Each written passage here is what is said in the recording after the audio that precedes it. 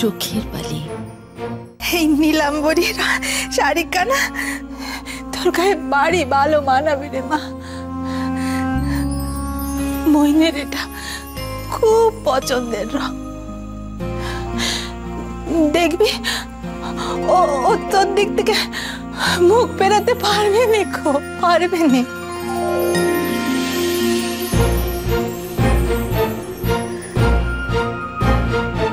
বাহ, একেবারে লক্ষ্মী প্রীতিমে যেন।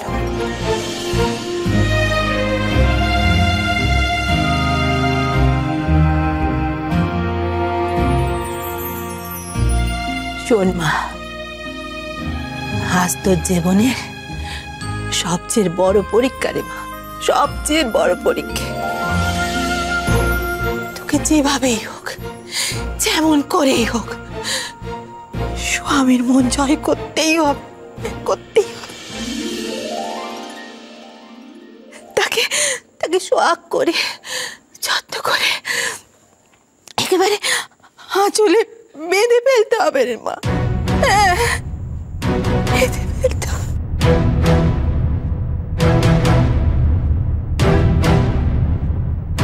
মা হয়ে আর আমি তোরে কত বলি বল দেখি।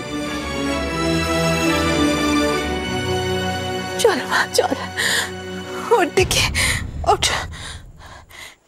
তোকে এবার তোর ঘরে পৌঁছে দি। চল, আয়।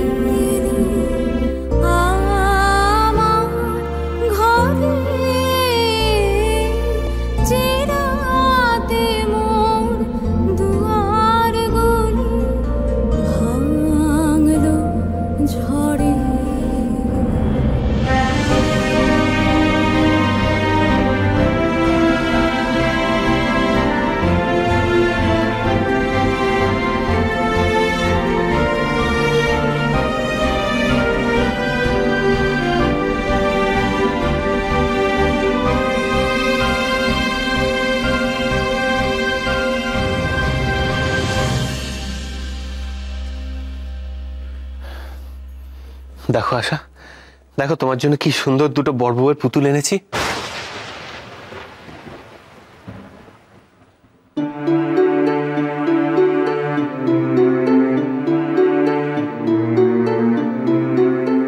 অপূর্ব, তোমায় যে আজ বড্ড সুন্দর লাগছে আশা। আমি যে চোখ ফেরাতে পারছি না।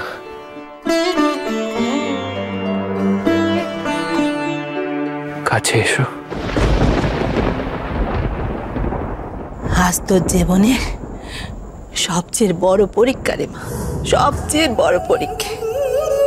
তোকে যেভাবেই হোক, যেমন করেই হোক, স্বামীর মন জয় করতেই হবে। তাকে সোহাগ করে আঁচলে বেঁধে ফেলতে হবে। আমি জানতাম আশা ঠিক আমার কাছে ফিরে আসবে। আশা আমার ছিল আর আমারই থাকবে। আশা আমার উপর কোনো দিনই অভিমান করে থাকতে পারবে না। আমি তোমাকে ভালোবাসি বিনোদ।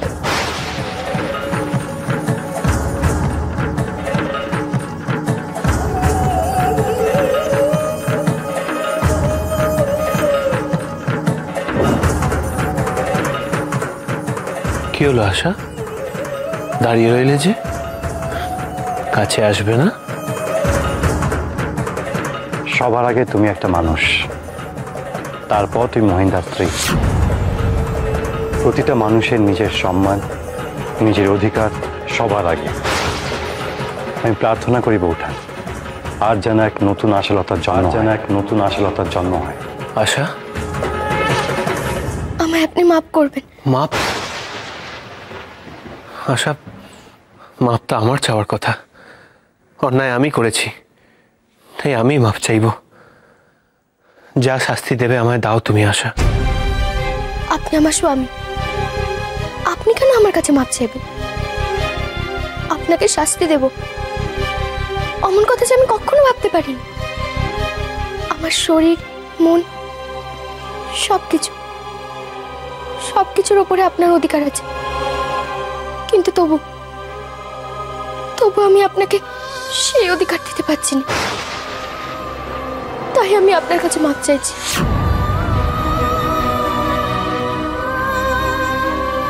আশা, আপনি আমার দেবতার কাছে যে শরীর, মন, সবকিছু সঁপে দিয়ে পুজো করতে হয়। আমি আমার শরীরটাকে সুন্দর করে সাজিয়ে গুছিয়ে আপনার কাছে আনতে পেরেছি, কিন্তু অনেক চেষ্টা করেও আমার মন আমি আপনাকে সঁপে দিতে পারছি না।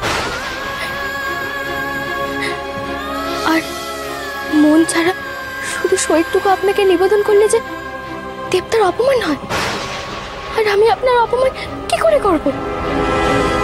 তো হয় আপনার আপনি আমায় মাফ করে দিন।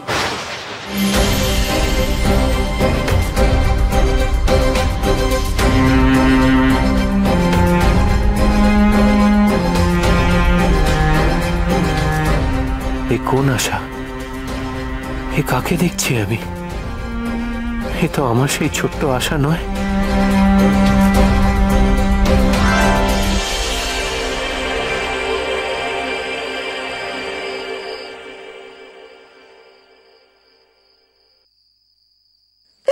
রাক্ষসী, আমার ছেলেটার মাথা তো খেয়েছে, আমার এই সংসারটাকেও গ্রাস করছে। যদি চন্দ্র সূর্য সত্যি উঠে থাকে, আর আমি যদি ব্রাহ্মণ ঘরে শুদ্ধাচারী বেদবা হয়ে থাকি, তাহলে আমি তোকে অভিশাপ দিচ্ছি রে। তুই মরণকালে মুখে জলটুকুও পাবি নে, তোর দুঃখে শিয়াল কুকুরও কাঁদবে নে।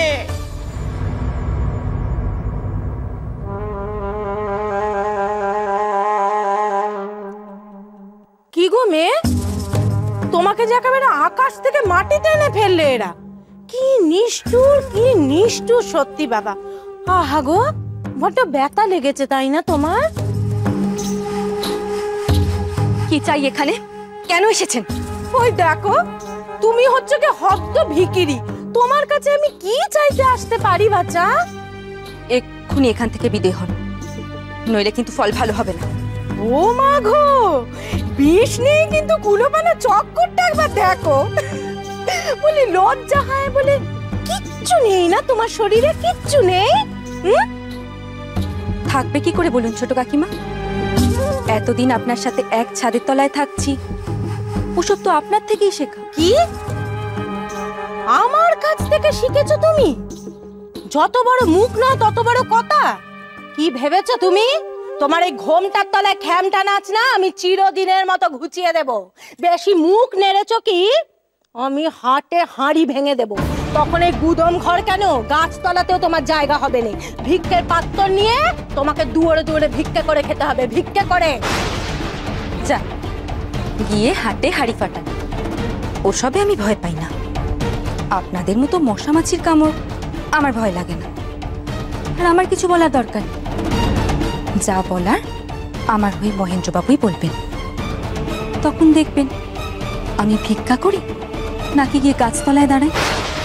যাবো তো আমি বটে, যা যা আমি দেখেছি তা আমি সব কিছু খোলসা করে বড়দিকে বলবো। তুমি কি ভেবেছো? অতগুলো গয়না সরিয়ে তুমি পার পেয়ে যাবে? যান যান, আর দেরি করবেন। আপনার মতো অভদ্র নোংরা মনের মানুষ লাগানি ভাঙানি ছাড়া আর কি বা করতে পারে বলুন? বড্ড না বড় বড় কথা কইছো মেয়ে, বুঝেছো? আসল কথা কি বলো দেখি, তুমি বড্ড বোকা, খুব খুব বোকা তুমি, যাকে বলে একেবারে বোকার হদ্দ। তুমি বোধহয় ঠিক বুঝতে পারছো নে, তোমার মরণ ঘনিয়ে এসেছে। তুমি কি ভাবছো আমি জানি নে, তবে একটা কথা জেনে রেখো, মইন হচ্ছে কি সোনার আংটি, সে বাঁকা হোক কি সোজা হোক সোনাই থাকবে। কিন্তু তুমি হলে গিয়ে নষ্ট চরিত্রের মেয়ে মানুষ, তোমার গলায় দড়িও জুটবে না, আর লোকে তোমার গায়ে থুতু ছেটাবে, থুতু। তুমি কি স্বপ্ন দেখছো বলো দেখি বাচ্চা? মইন তোমাকে সারা জীবন মাথায় তুলে নিয়ে নাচবে? তোমার মতো এমন নষ্ট চরিত্রের মেয়ে মানুষ না মইনের জীবনে আসবে যাবে, আর তাতে সংসারের কিচ্ছুটি যায় আসবে না। সে বাইরে ওইসব মেয়ে নিয়ে ফুর্তি করবে, ঘরে এসে বউকে সোয়াগ দেখাবে, আর তাতে মহিনের স্ত্রীর সম্মানে একটু আঁচল লাগবে না, বুঝেছো? কিন্তু বাচ্চা তুমি, তোমার কি হবে বলো দেখি? তুমি কোন চুলোর ধরে গিয়ে মুখখানা লুকোবে, আমি শুধু সেইটাই বসে বসে দেখবো। ভালো ভালো, এখানে বেশ ভালোই থাকার জায়গা পেয়েছো, তুমি থাকো। হ্যাঁ, আমি যাই, আমার তো অনেক কাজ পড়ে আছে, তাই না?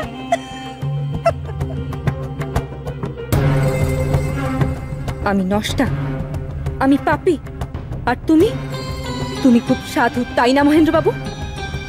আমি এই গুদাম ঘরে নির্বাসন ভোগ করব, আর তুমি নরম বিছনায় বউয়ের পাশে শুয়ে লীলা খেলা করবে।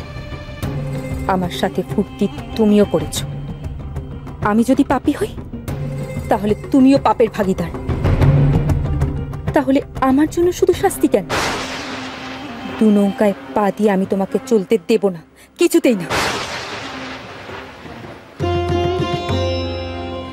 একে আপনি বসে রইলেন যে, ঘুমোবেন না? না ঘুমোলে তো আপনার শরীর খারাপ করবে। আশা, এসব কি করছো বলো তো তুমি?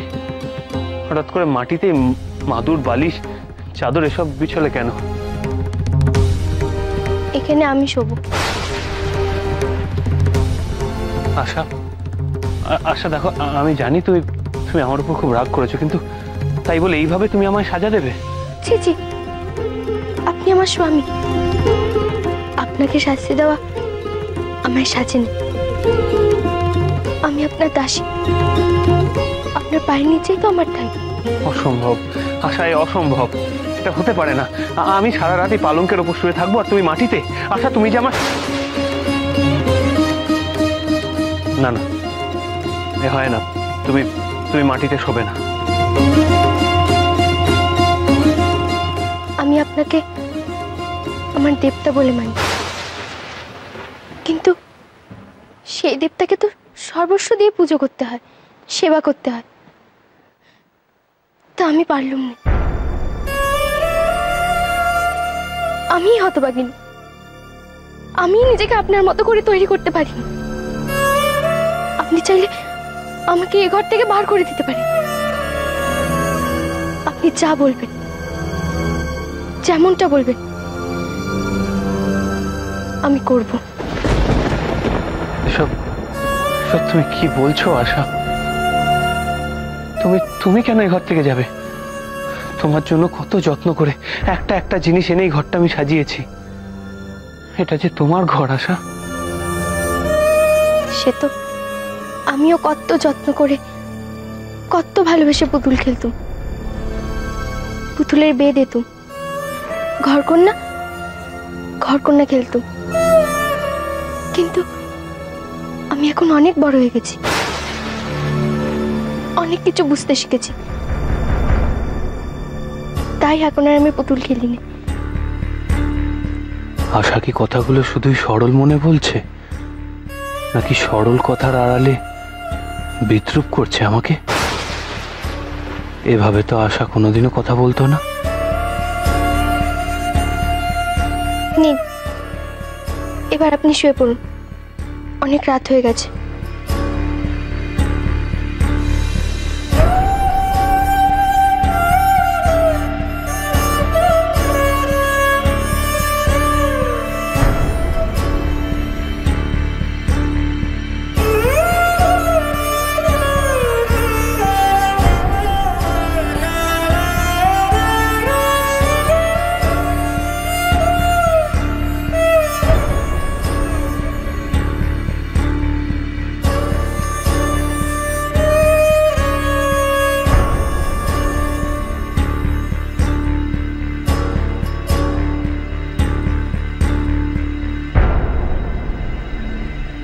কাকিমা, বিহারি, তুই ঘুমোসনি? না কাকিমা, ঘুম আসছে না। ঘুম তো আমারও আসছে না রে বিহারি। মেয়েটার কথা ভাবলে বুকের ভেতরটা ভারী অস্থির অস্থির করছে, ভারী ভয় করছে বিহারি। মেয়েটা বড় অভিমানী, বাইরে যতই শক্ত ভাব দেখাক না কেন ভিতরে মরমে মরমে মরে যাচ্ছে, এ আমি বেশ বুঝতে পারছি।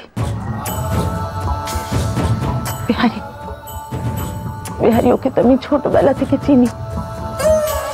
ভারী চাপা স্বভাব ওর, বুক ফুটবে তো মুখ ফুটবে নে। জানি কাকিমা, তোমার চুনি এতটাই স্বাভাবিক যে তাতে আরো বেশি চিন্তা হচ্ছে। তোমার চুনির সামনে এখন অনেক বড় তুফান কাকিমা, জানি না সে কিভাবে সামাল দেবে। দিদি আজ চুনিকে সাজিয়ে গুজিয়ে মইনের ঘরে পাঠালো। মেয়েটা যেতে চাইছিল না জানিস, কিছুতেই যেতে চাইছিল না। আর যাবি বা কোন মুখে? মইন তো নিজের হাতে সব কিছু শেষ করে দিয়েছে। মা বৌঠানকে সাজিয়ে গুজিয়ে মহিন্দ্রার ঘরে পাঠালো কেন? কেন সে কথা বুঝছিস না বিহারি? ছেলের মন ফেরাতে, ঘরের লক্ষ্মীর দিকে যাতে ছেলের মন ফেরে তারই চেষ্টা। ঘরের সতী লক্ষ্মী বউ কিনা সে যে গুজে স্বামীকে লোভ দেখাবে, কি লজ্জা বিহারি, কি লজ্জা। বল দেখি মেয়েটা কোন পাপের শাস্তি পাচ্ছে? ছি ছি ছি, কাকিমা এসব কি কথা বলছো তুমি? এইভাবে কি কারো মন পাওয়া যায়? আমি জানি না বিহারি, আমি জানি না। আমার মাথা কাজ করছে না। একজন মেয়ে মানুষের পক্ষে এ যে কত বড় লজ্জার, কত বড় অসম্মানের কথা।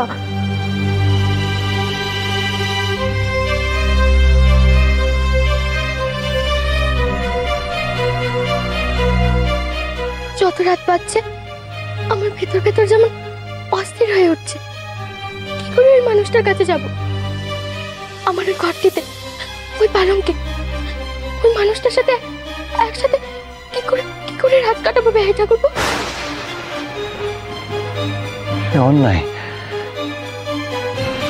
অন্যায়। ওই নিষ্পাপ মেয়েটাকে তোমরা কিসের শাস্তি দিচ্ছ? কিসের শাস্তি দিচ্ছ তোমরা? এটা অন্যায়, অন্যায় এটা।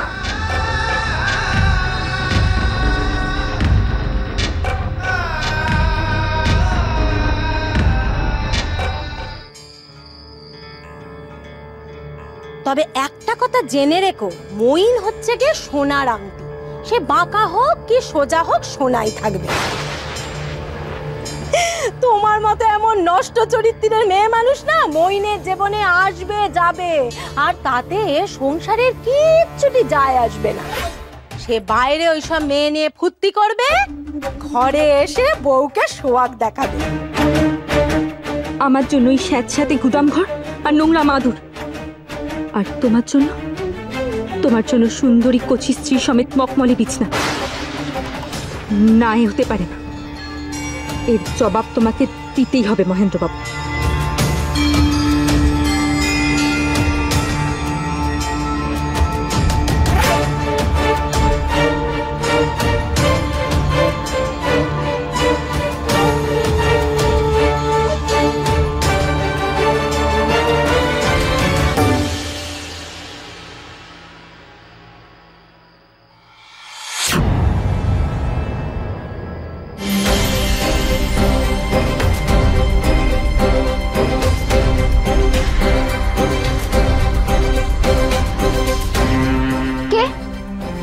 ওখানে?